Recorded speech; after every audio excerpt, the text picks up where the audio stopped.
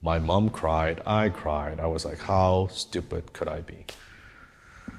There was a guy who called me up. He sold me on this idea, maybe you need a website.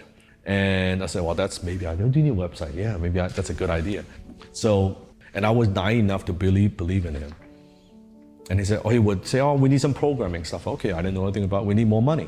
Long story short, back and forth, I would sink in more and more money into the ventures. Believing they were almost done, I would put money into it. I thought I would be successful overnight.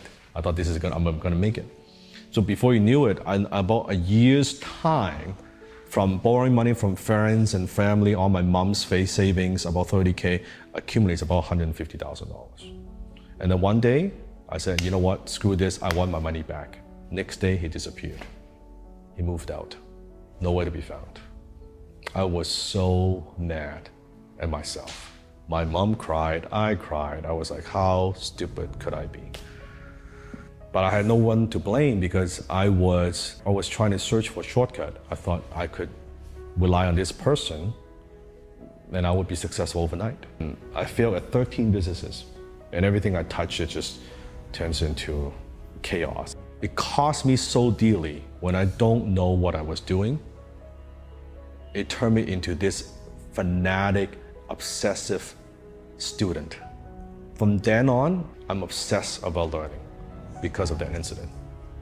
One time I was attending a workshop, sitting in the back of the hotel room, and sitting next to me was a gentleman called Alan Jacks. I love your work. At the end, I asked him if I can work for him and kind of learn from him. He's like, okay, fine, what do you want? I said, I just want to learn. And he took me on, he let me work for him. Gave me an opportunity to work on some of the marketing. And I would write a letter. And I would give it to him. He looked at it. He said, it'll crumble, this is he'll throw it away. I said, do it again. Fine.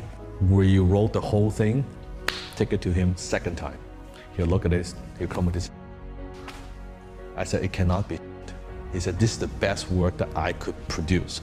He said, you can do better than that. Go back, write again. Third time.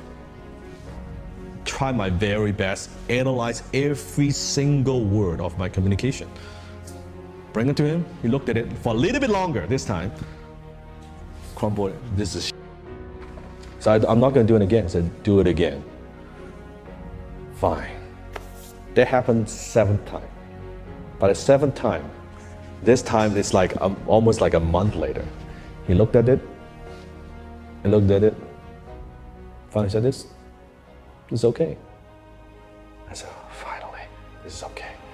He said, you know what, Dan, let me tell you something. Actually, your first draft, it was okay. But he said, what if I just share with you? You thought this is your limit. This is as good as you could get. I tell you, I challenge you, and you outdo yourself, and you outdo yourself, and you outdo yourself, and this is 7th draft. Now this is good work. So whatever you think the limit that you have, it's not your limit.